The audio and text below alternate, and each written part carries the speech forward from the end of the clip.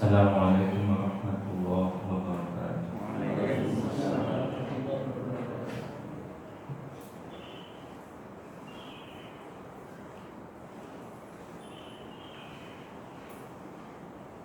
Innal hamdalillah nahmaduhu wa nasta'inuhu wa nastaghfiruh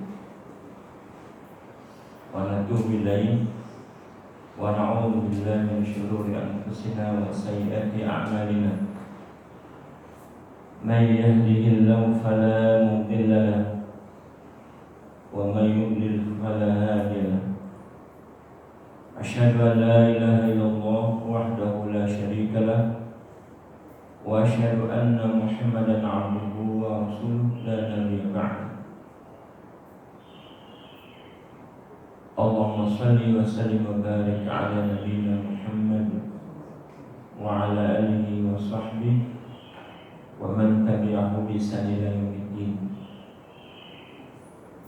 Allahumma la sahla illa ma ja'altahu sahla wa anta taj'alul husna idza syi'ta sahla. Masyarul muslimin rahimakumullah, usikum wa nafsi bi taqwallah wa ta'ati faqad faza muttaqun. Yaqulu ta'ala fi kitabil karim, a'udzu billahi minasyaitonir rajim. Ya ayyuhalladzina amanu ittaqullaha haqqa tuqatih wa la tamutunna illa wa antum muslimun. Syukur alhamdulillah, kita membuka pagi ini dengan sujud kepada Allah Subhanahu wa taala. Mudah-mudahan hari-hari berikutnya dilakukan seperti biasa dan bisa lebih baik lagi, mengingat kehidupan ini harus disikapi dengan kita beribadah kepada Allah Subhanahu wa taala, melaksanakan perintahnya dan menjauhkan larangannya, menjauhi larangannya. Di tengah suasana pandemi, kita yang beranggapan bahwa ibadah tidak boleh kendor, tidak boleh berkurang, maka kita melazimi masjid. Adapun saudara-saudara kita yang beranggapan pandemi ini harus hati-hati dijaga, itu juga merupakan bagian dari usaha atau ikhtiar mereka. Biarlah masing-masing kita menerapkan pendapatnya sendiri. Sholat di masjid, aktivitas kegiatan tetap di masjid, atau orang tidak sholat sementara, itu adalah pilihan yang masing-masing dianggapnya sebagai ikhtiar. Mana yang benar tentu hanya Allah yang tahu. Nah, kita yang terdorong ke masjid malam kali ini juga dengan satu kesadaran, sambil berharap semoga keadaan pandemi ini cepat berlalu. Amin.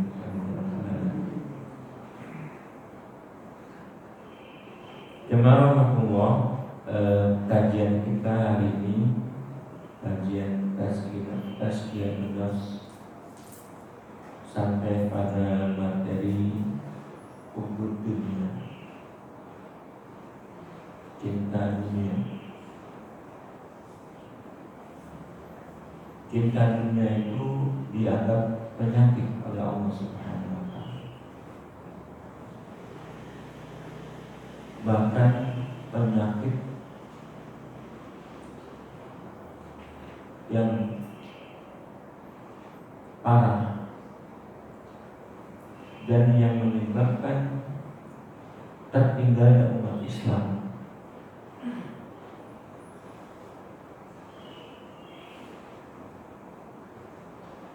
Digambarkan dalam sebuah hadis yang cukup panjang. Di sana dikatakan, "Usyaku an tada'al umam alaikum kama tada'a aqlatu ala qaswatiha." Hampir saja kalian itu diperebutkan oleh umat-umat sebelum selain kalian, oleh umat-umat sebelum selain kalian. Kalau dikatakan umat sebelum kalian, maka biasanya di dalam hadis itu adalah kaum Yahudi dan Nasrani.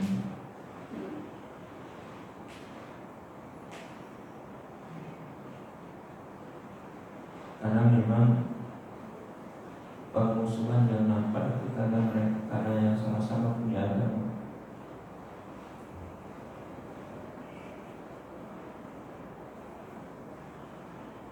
Umumnya ahli kitab disebut umat-umat sebelumnya.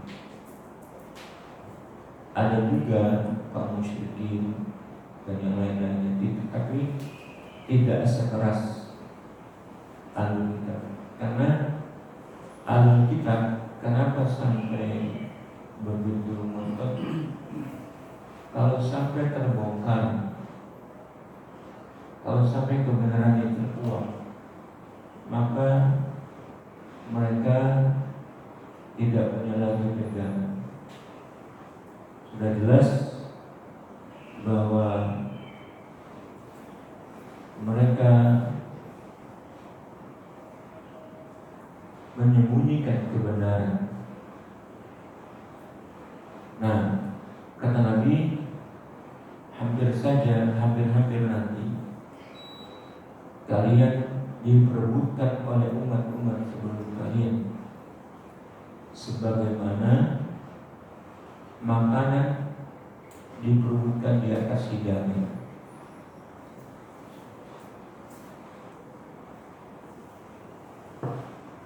Dan Allah sudah cabut rasa takut dari mereka.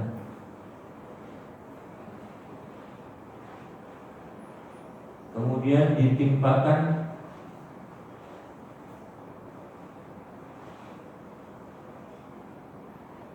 penyakit kepada kalian, wahan. Nah, wahan ini dua penyakit yang mayoritas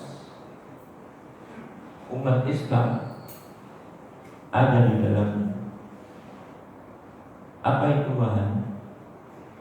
Hubbud dunia wa karahiyatul maut. Cinta dunia, takut mati.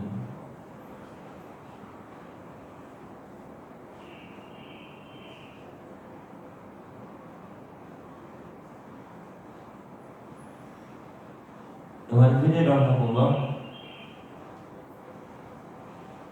satu penyakit yang kadang tidak terasa.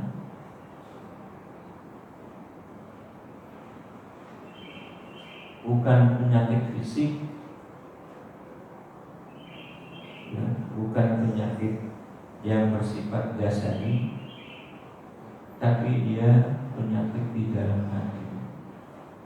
Cinta adalah urusan hati. Kalau seseorang sudah cinta dunia, maka bisa diabaikan segala yang menyangkut aturan syariat. Dan biasanya cinta dunia itu nyambung dengan takut mati. Padahal sudah sangat jelas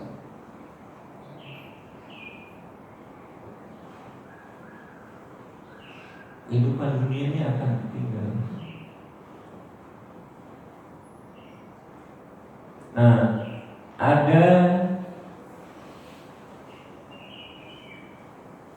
persepsi yang salah dari pengertian cinta dunia ini.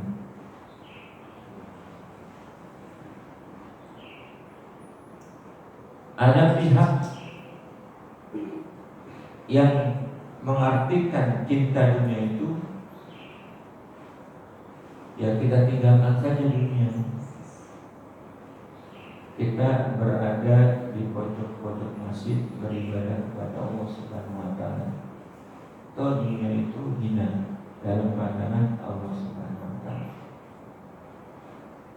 Tipe kelompok atau orang per orang seperti ini menjadikan dia tidak peduli dengan urusan dunia, urusan bisnis,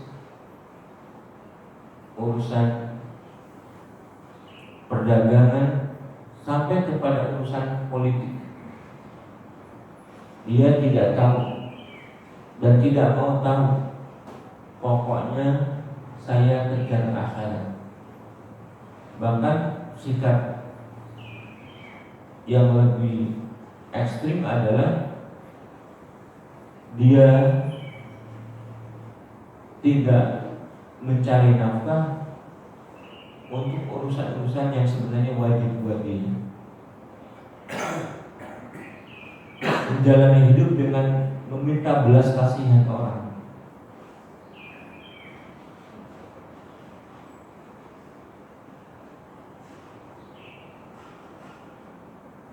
Yang kedua adalah yang dikatakan cinta dunia.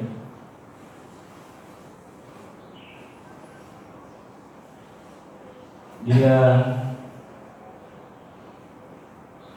ibadah kepada Allah,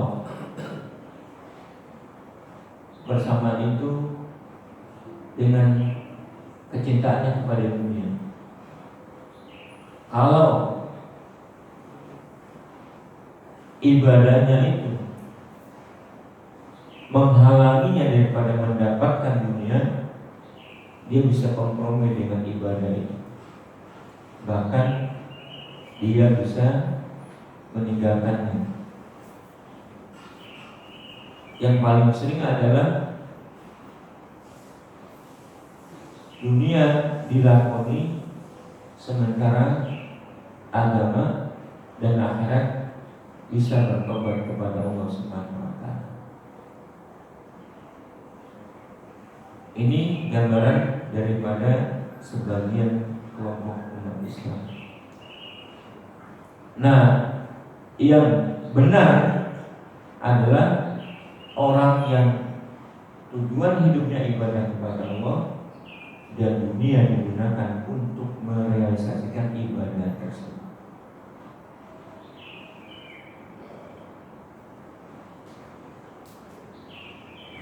Dia ibadah tujuannya, maka ibadah itu ada di dunia ini. Sebanyak-banyaknya ibadah dia akan usahakan, bukan saja ibadah pribadi seperti sholat, zakat, sampai ibadah sosial, urusan bisnis, urusan dagang, urusan berpolitik diatur dengan Islam.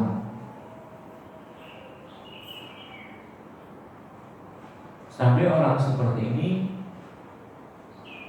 jalan hidupnya adalah di jalan Allah dan dia siap berkorban untuk apa saja. Kalau memang dunia ini mengharuskan dia mengorbankan apa, bahkan nyawanya demi kreasinya, ibadah kepada Allah, dia akan lakukan. Nah, gambaran cinta dunia seperti itu.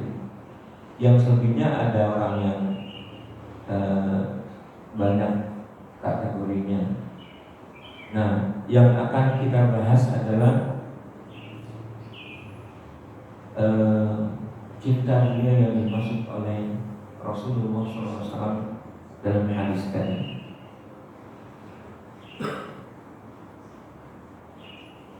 Surat Yunus ayat 7 sampai 8 Allah berfirman, A'udzu billahi minasyaitonir rajim. Innal ladzina la yarjuna liqa'ana wa radu bil hayatid dunya fatma'annu biha walladzina an ayatina ghafilun ulaika ma'wahum nar bima kanu ya'malun.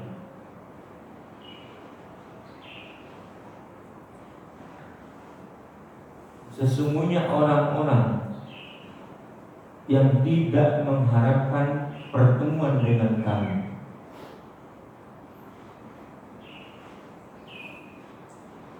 nggak mengharapkan ya, dan mengharapkan berjumpa dengan Allah, dan mengharapkan ada hisab, maka dia tidak memperhatikan aturan Allah, dan dia merasa puas dunia ini adalah segala-galanya.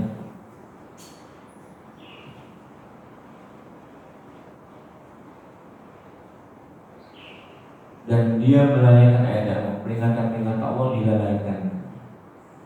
Balasannya adalah neraka. Jadi orang yang tidak mengharapkan adanya hisab, apalagi tidak percaya, tidak mengharapkan saja ada, tapi tidak berharap akan ada hisab, apalagi tidak percaya ada hisab. Jadi dia dengan itu sudah tenang bahwa hidup ini adalah menaklukkan dunia. Hidup ini adalah bahagia, hidup ini adalah ketenangan. Semuanya itu dari materi dunia.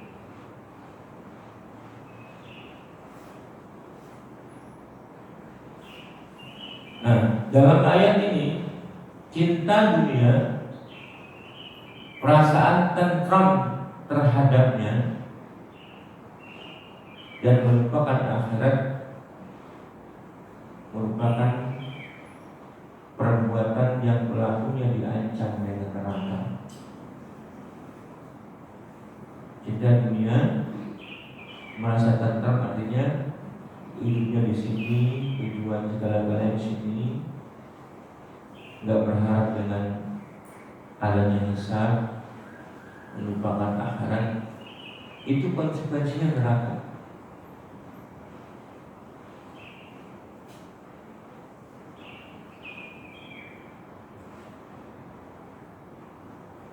Dengan sedikit renungan saja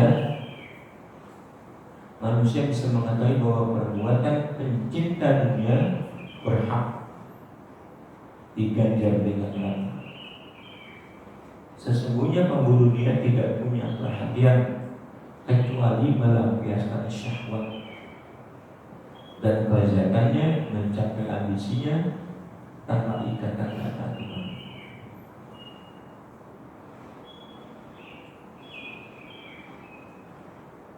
Persoalan kita jadi ruwet seperti ini,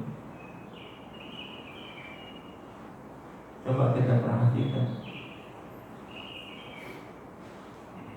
Kalau urusan dunia, orang yang korupsi udah gitu bantuan sosial dikorup juga.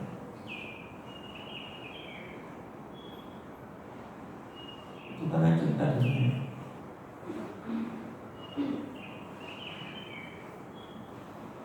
Jadi pejabat yang sadar dia adalah pelayan masyarakat itu hampir gak ada di Indonesia.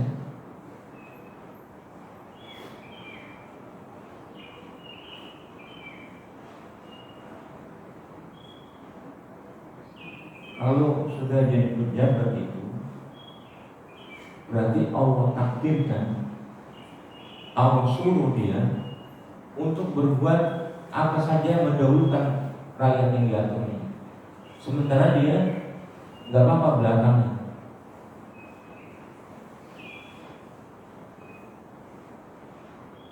Yang terjadi adalah sebaliknya. Rakyat nggak apa-apa, sengsara, tapi dia menunjukkan hidup glamor.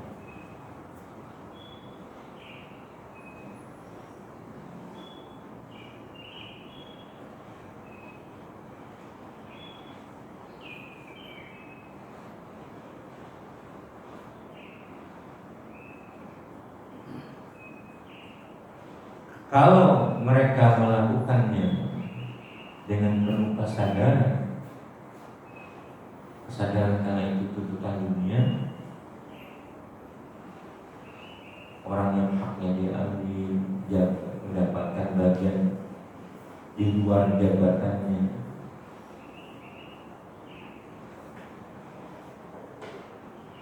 belum lagi sikap yang melecehkan ayat Allah.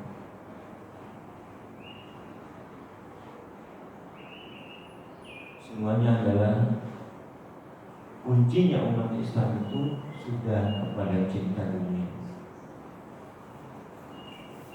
Dia takut mati kemudian karena dosanya itu. Dia tidak ingin mati, kalau perlu hidup 1000 tahun lagi.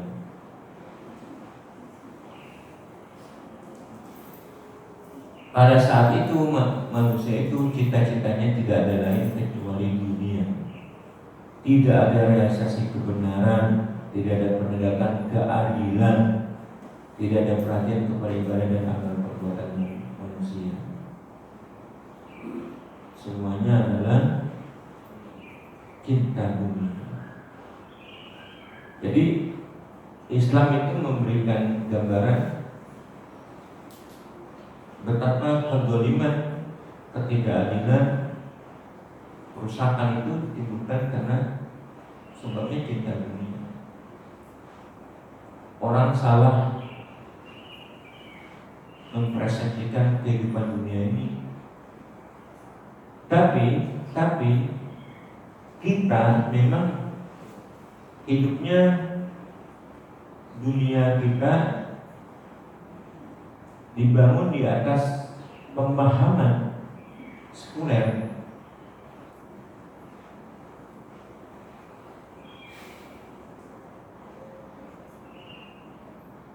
Kalau kehidupan itu berdasarkan agama, maka aturan-aturan yang bermasyarakat itu diatur sesuai dengan agama. Kehidupan sekuler adalah membolehkan orang beribadah, tapi mengatur kehidupan bermasyarakat, urusan negara. Ini adalah hasil ketika revolusi kebudayaan di Eropa. Mereka menentang raja dengan mengatakan, menentang gereja, para penguasa itu dengan mengatakan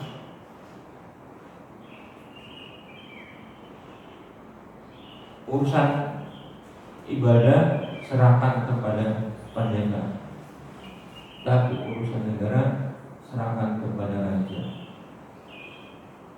Maka terjadilah yang namanya sekularisme. Ini tidak berlaku, tidak boleh terjadi kepada Islam. Islam adalah sistem yang dibangun oleh Rasulullah SAW, lengkap.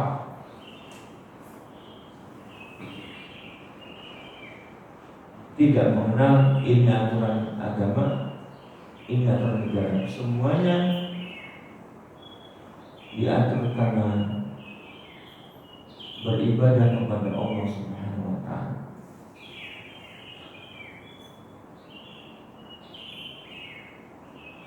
Allah Subhanahu wa taala memang tidak mengharapkan dunia seluruhnya seperti kelompok orang pertama tadi yang salah. Dunia dianggap haram, dunia dianggap hina, dunia bahkan adalah penjara, maka mereka menjauhinya.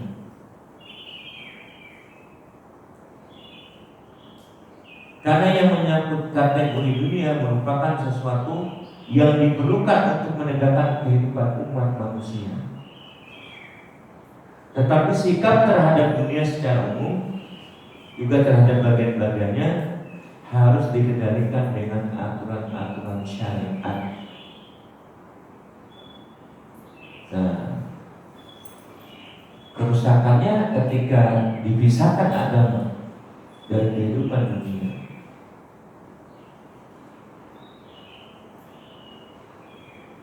Coba aja aturan yang berlaku di dunia ini, semuanya sekularisasi.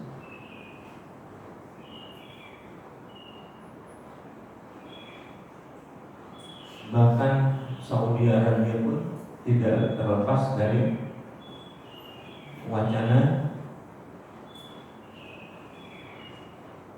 memperlakukan agama dengan dunia secara terpisah. Mungkin negara yang mutlak menerapkan Islam itu hampir tidak ada.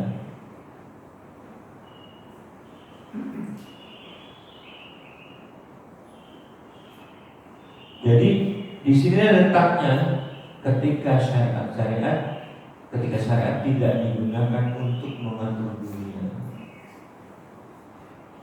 Nah, jadi memang selamanya kalau ada dai yang menyerukan memperlakukan syariat menjadi oposan yang dilawan.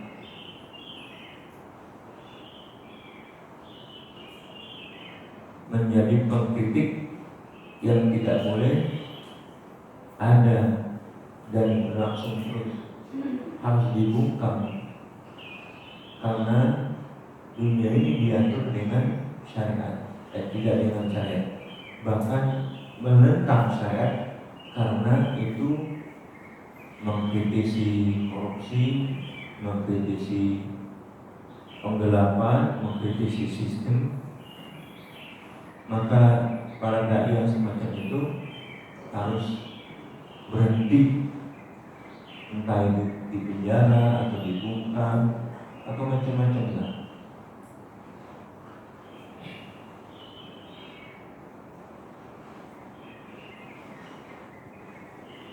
Allah sudah mengingatkan kepada kita, i'lamu annama al-hayatud dunya la'ibun wa lahu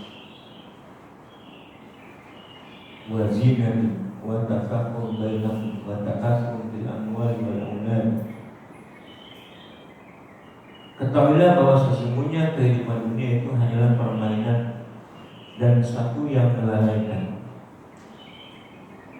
perhiasan dan bermegah-megahan antara kamu, serta berbangga-bangga tentang banyaknya harta dan anak.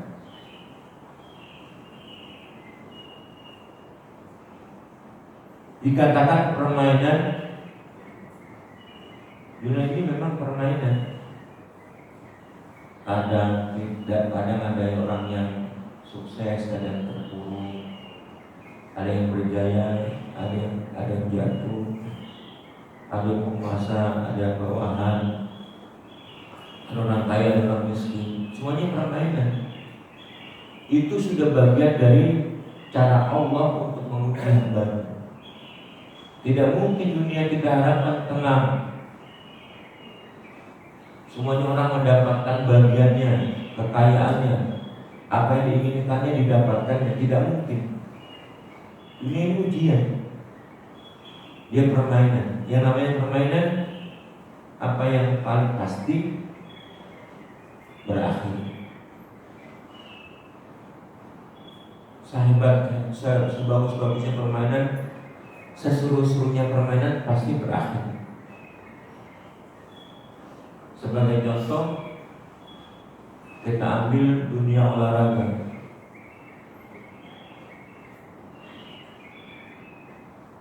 Pasti berakhir. Ya, sepak bola paling 2 jam. Lalu waktunya sudah berlalu, ada injury time, extra time, ada lagi perpanjangan waktu. Kalau masih enggak, ada kos-kosan. Kos-kosan pasti terjadi, berakhir. Kemudian ada yang sedih, ada yang gembira, ada yang kalah, ada yang menang.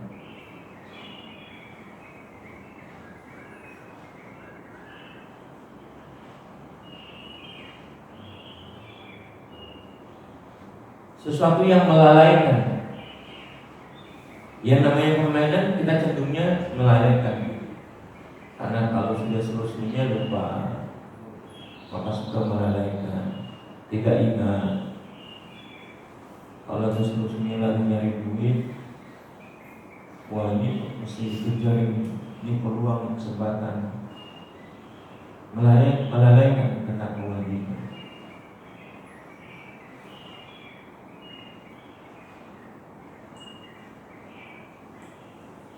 Perhiasan. Dunia ini perhiasan.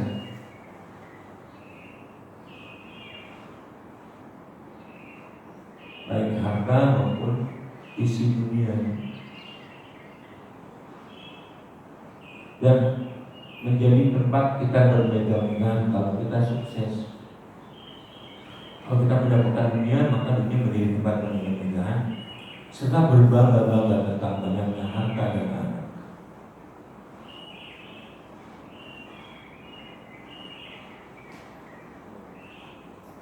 Terus Allah juga mengingatkan kita, duwina linnas hubbu syahwat minal nisa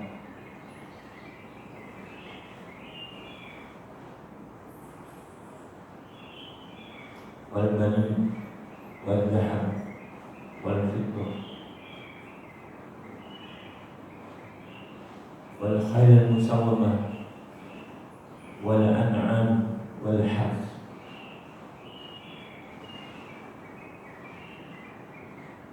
Kita diberikan pandangan oleh Allah ke kebaikan-kebaikan. Tapi Allah juga mengatakan semuanya itu ini diingatkan bal tu'thiruna al-hayata dunya wal akhiratu khairun wa abqa. Tapi kalian lebih mementingkan urusan dunia, padahal akhirat lebih kalian lebih baik.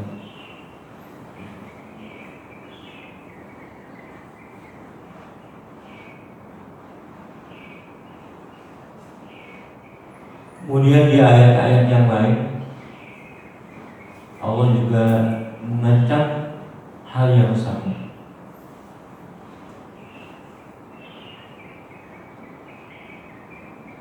Man kana yuridul hayata dunya wa zinataha wa fi ilayhim a'malahum fiha wa hum fiha la yubkhasun. Nah, kalau orang dunia dikejarnya, semuanya usaha dikejarnya, Allah akan beri. Ini gambaran tidak ada yang salah. Orang kalau serius menseriusi dunia, lupakan akhirat, lupakan agama, akan diberi oleh Allah Subhanahu wa taala. Tapi yang seperti itu, dan mereka tidak dikurangi sedikit pun tidak dikurangi. Namun orang seperti itu orang yang di akhirat tidak dapat apa-apa.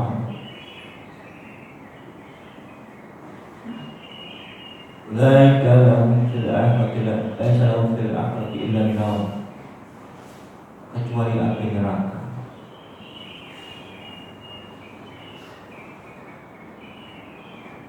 Angkana yuridul ajilata ajjalna lahu fiha. Bangsa yang mengharapkan kehidupan dunia akan kami berikan segera kehidupan dunia ini.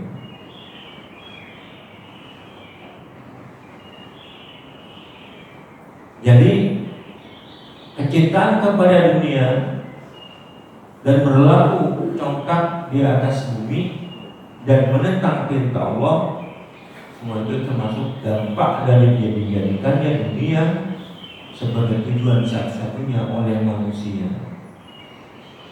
Kesombongan, kecongkakan, menentang perintah Allah, kezaliman,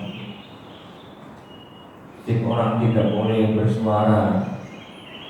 Itu sebab dari manusia mencintai dunia. Kalau penguasanya, kalau cinta dunia ini telah dimiliki oleh para penguasa, maka tanggalnya, karena yang merusak dunia ini seperti dikatakan oleh Ibnu Umar, 3 wahal afsadul alam illa al-muluk wal ahbab wal rubban. Bukankah yang merusak agama atau merusak alam, merusak kehidupan itu tidak lain kecuali raja-raja, penguasa, kemudian cendekiawannya dan ahli ibadahnya. 3 jenis manusia.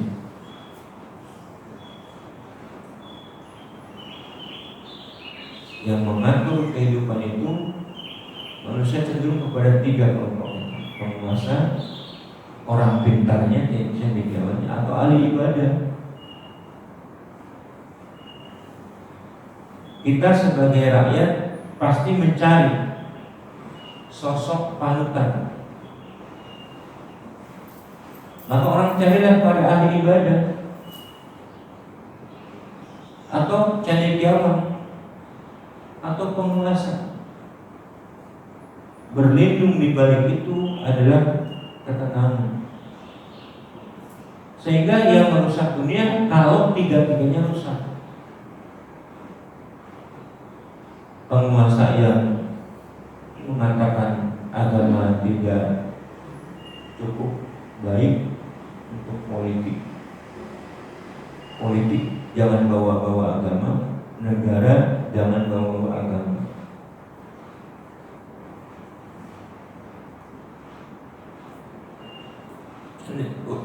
Cendekiawan atau ulama masuknya memutarbalikkan ayat demi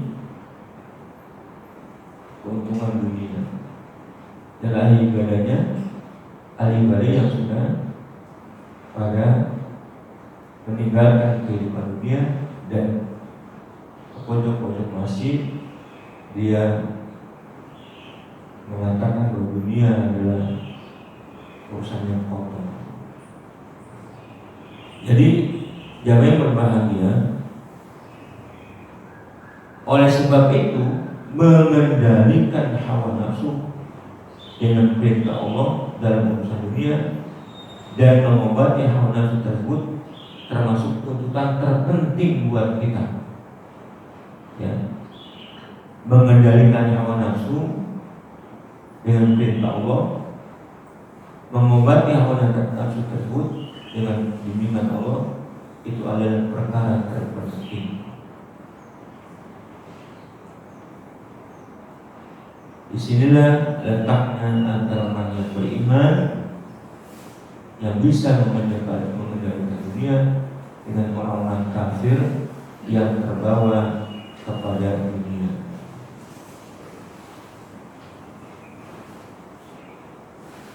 filsafat barat yang materialistik dan timur yang komunis, dan banyak pula filsafat lain dari penduduk dunia ini didasarkan pada anggapan bahwa dunia adalah sasaran satu-satunya. Jadi ideologi barat, filsafat barat maupun filsafat timur yang komunis itu sama, tidak lepas daripada dunia.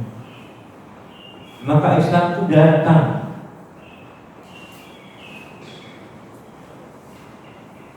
menjadi alternatif. Sejak 1400 tahun yang lalu Rasul sudah datang membawa Islam, menghadirkan dalam kehidupan ini.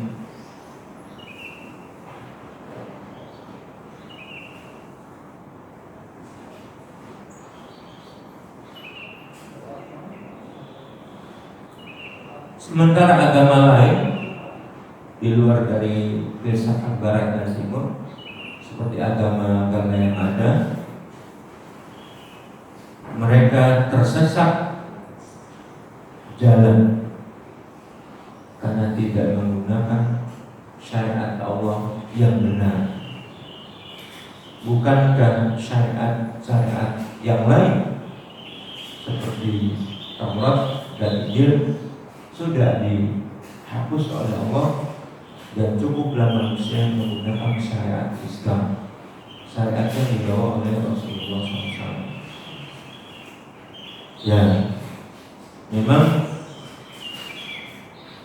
perjuangan menegakkan syariat ini perlu kita gaungkan terus, dan kita mulai dari menyadari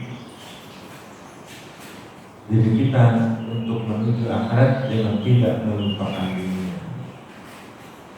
Inilah gambaran sebagai mukadimah bagaimana dunia itu begitu mengakar di manusia, padahal mereka adalah yang notabene mengatakan sebagai muslim. Kekeliruan pemahaman ini patut kita luruskan, dan kita akan memasukinya nanti hal-hal yang disebutkan oleh Allah dan Nabi-Nya, dan bagaimana caranya kita mengatasi dunia yang kita lakoni. Demikianlah dari saya, cukup sekian.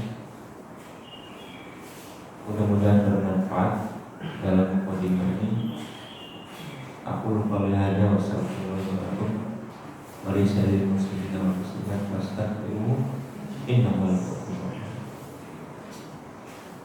Atau ada yang mau bertanya, silakan.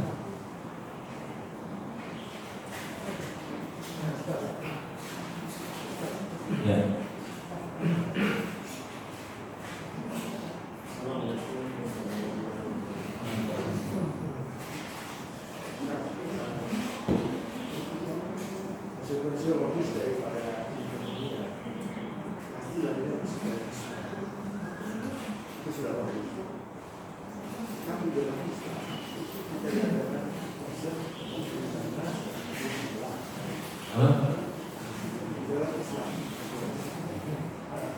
Kita dilihat konsekuensi Indonesia itu sebuah tetapi dalam Islam kita diajarkan alhamdulillah dan alhamdulillah. Mestinya alhamdulillah dan alhamdulillah itu komplement. Jadi mempunyai derajat yang sama. Masalahnya sekarang alhamdulillah itu mudah sekali tergelincir ke cipta dunia. Tetapi di lain pihak bahwa kita sebagai umat itu tetap harus bisa survive, harus bisa jangan menjadi peserta orang-orang lain. Jadi kita harus bisa berperan. Nah, bagaimana caranya kita bisa menjadi? Bagaimana caranya kita bisa menjalankan supaya dalam satu kita sedikit ke dunia. Karena kalau kita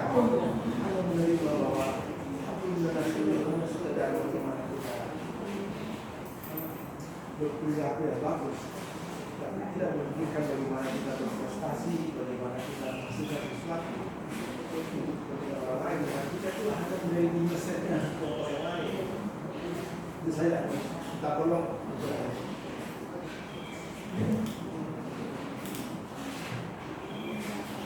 di dalam kita tampil di dunia ini, kita juga diberikan kemampuan oleh Allah Subhanahu wa Ta'ala.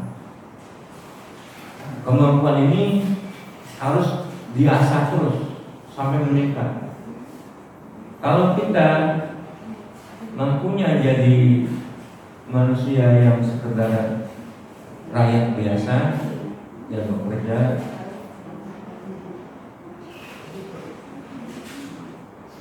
kerjakanlah dengan baik. Namun ada manusia yang diberikan kemampuan misalnya sebagai penguasa, pejabat publik. Nah, kedudukan ini sebenarnya adalah ujian dari Allah Subhanahu wa Ta'ala. Kita harus yakin kalau kita benar saja, misalnya orang lahir di dunia, dia mesti memantapkan ilmunya, sekolah terus sampai tinggi. Kalau dia sudah lulus, bagaimana ilmunya bermanfaat? Ilmunya bermanfaat buat orang lain. Ini alhamdulillah dalam skop yang sesuai dengan ilmunya dia, maka dia mengerjakan itu.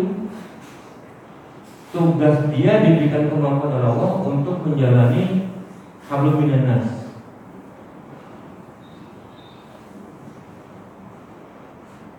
Persoalannya adalah ketika manusia bekerja sudah diorientasikan untuk mendapatkan upah, Pak. Kita yakin bahwa orang dengan kualitas apapun, dengan kapasitas apapun, rezekinya sudah diatur oleh Allah Subhanahu wa Ta'ala. Namun ketika kita mengatakan bahwa ilmu yang bermanfaat, ilmu yang tinggi itu bisa mempengaruhi rezeki, maka kita sudah salah. Karena orang yang ada di sini, orang yang bahkan nggak sekolah, bahkan sampai SD kaya ya Pak. Ini ada di sini. Saya nggak usah sebut namanya. Rukonya tuh berbaris Pak di sepanjang. Dia orang dia nggak tamat SD dia.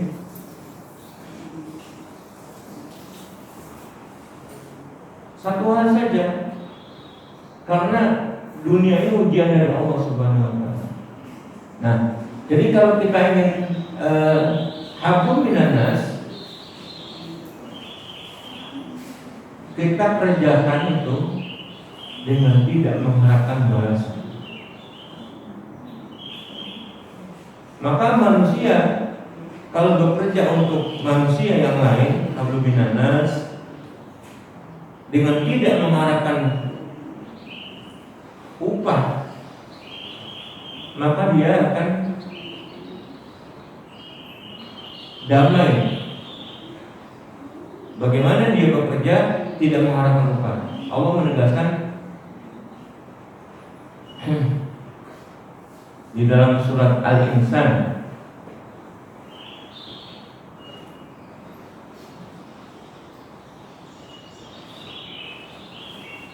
di dalam surat Al-Insan itu dikatakan,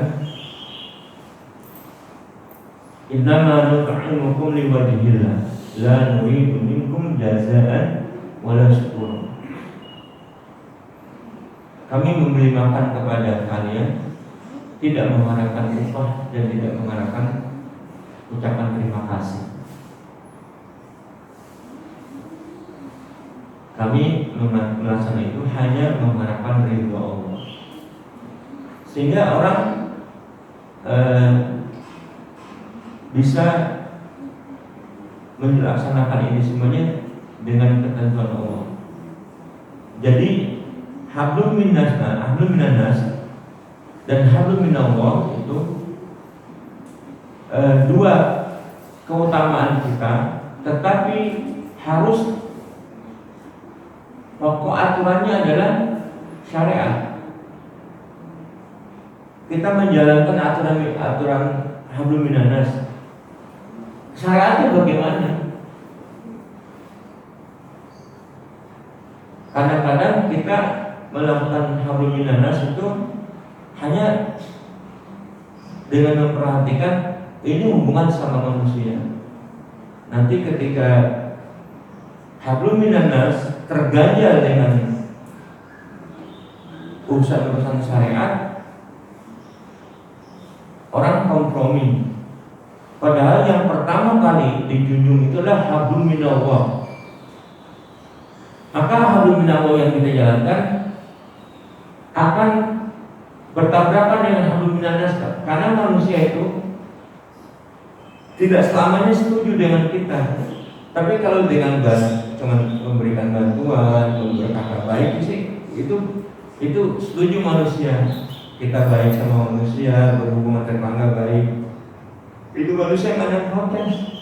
Tapi hablum minannas, ketika kita mengatakan yang ini salah, ini juga hablum minannas. Kamu salah, kita ingatkan, kita akan terjadi penolakan di tengah masyarakat. Hablum minannas yang kita lakukan tidak terlepas dari hablum minallah, urusannya kepada Allah, penegakan syariat. Nah, kalau kita menjalankan itu, kita akan tenang sekalipun manusia akan tidak terima selamanya. Karena perbuatan kita tidak selalu disetujui oleh manusia. Apalagi manusia-manusia yang tidak ingat kepada Allah Subhanahu wa taala. Jadi hablum minannas ini kalau kita laksanakan dengan ketentuan Allah Subhanahu wa taala akan apalagi sekarang kita ya, ketika nilai-nilai itu, nilai Islam sudah berkurang, sudah orang menganggapnya ini privasi, jangan bawa. Itu kita menasihati orang itu sudah nggak enak. Menasihati orang itu sudah ada perasaan nggak enak. Nah, itu adalah kendala di hablum minannas yang Rasulullah dan para sahabat ajarkan itu, peduli kepada sesama dan kepada orang di luar Islam serta peduli.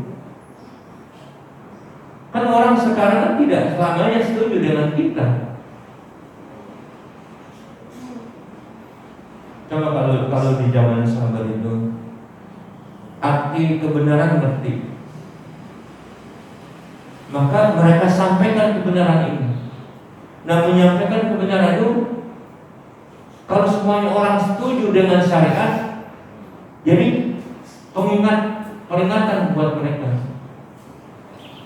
Itu diingatkan, oh ya terima kasih, jadi enak. Tapi di dunia yang hari ini tidak kebenaran itu menjadi tolak ukur dan agama ditempatkan kepada urusan nafsi, privasi, jadinya nasihat atau mengingatkan itu jadi barang tabu. Nah, tentu ada kendala. Misalnya kita kerja, disuruh hablum minannas, tapi pekerjaan itu adalah pekerjaan yang menyimpang dari syariat. Sedikit-sedikit lah. Misalnya gini, bos meminta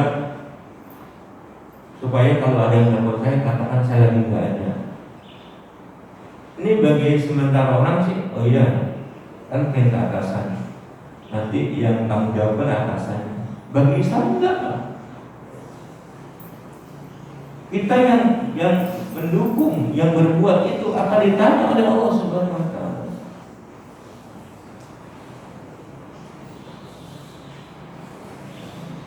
Nah, akhirnya banyak langkah-langkah hadun nanas tidak tercapai karena manusia sudah jauh daripada nilai-nilai kebenaran.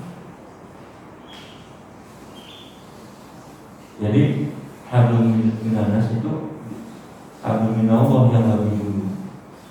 Hablum minallah kita ridho Allah diutamakan. Sekalipun manusia semuanya tidak senang, murkanya Allah kita hindari. Sekalipun manusia pada senang pada kita. Jadi segala sesuatunya harus didahulukan Allah Subhanahu wa taala. Itu barangkali Pak yang saya bisa jawab.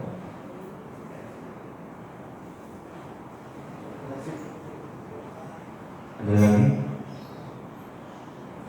Cukup ya? Sedikit Ustaz. Ayo. Itu hubungan dengan kepemimpinan. Kalau kita bertemu mau pergian bertiga atau lebih itu harus menjadikan siapa yang sebagai pemimpin. Kalau kita menunjuk si fulan tapi dia menolak alasan yang sifatnya sesuatu, itu bagaimana? Padahal dia ideal gitu. Iya. Ila nafar salatu anfar nam safaro amaruhum ahaduhum. Jika 3 orang berpergian, tunjuklah 1 orang yang akan menjadi pemimpin. Nah, ini amal-amal Islam yang harus kita tetap jaga ya. Kadang-kadang kita pergi 5 orang, nggak ada pemimpin yang di jalan. Padahal hadis Nabi itu 3 orang saya harus ada pemimpinnya. Misalnya di mobil 1 3 orang harus ada pemimpinnya. Kita belajar kepada kehidupan berjamaah karena berjamaah itu rahmat. Berpecah belah itu azab. Nah, kalau 3 orang itu yang paling layak kapasitasnya memenuhi, dia harus kita tunjuk. Nah, memang ini semuanya namanya harus dasarnya iman. Kesiapan orang 3 orang itu di dalam perjalanan atau dalam apa saja sudah sama-sama, sehingga orang yang ditunjuk itu harus mau, karena dia yang paling layak, paling cakap. Kalau dia tidak mau, berarti dia siap menyerahkan urusan bukan ahlinya, maka tunggu kehancurannya. 3 orang itu coba, kalau misalnya berhenti, kita mau makan di mana di jalan, ribut tuh Pak. Kalau ada pemimpin, kita makan di sini aja. Sudah, semuanya 2 orang yang lain sami'na wa ta'ana.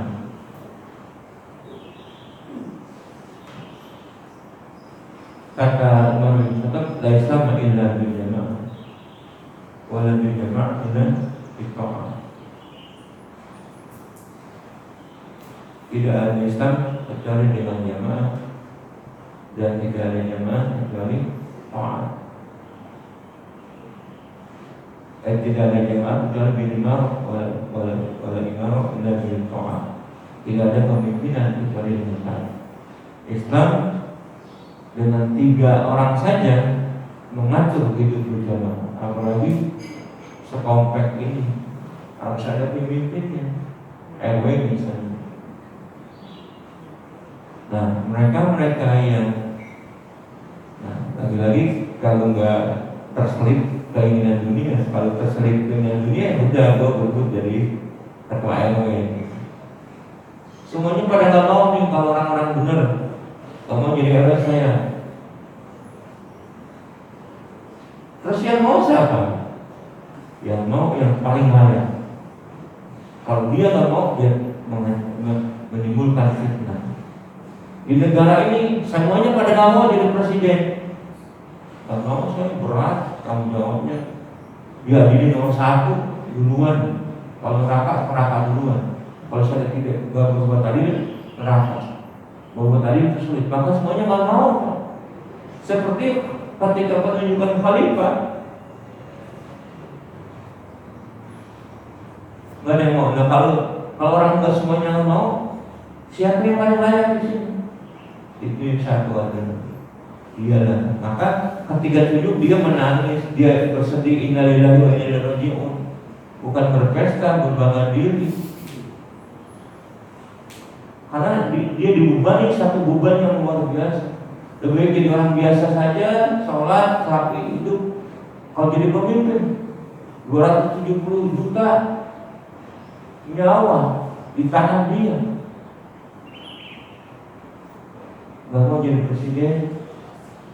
Nah, maka sistem demokrasi itu sistem melawan Islam. Nah, jadi yang ditunjuk kalau sudah sesuai dengan kapasitas dan dia mampu dalam arti fisiknya enggak mempengaruhi cacat, maka dia wajib mau. Kalau dia nggak mau, sama dia menyerahkan urusan pada kehancurannya.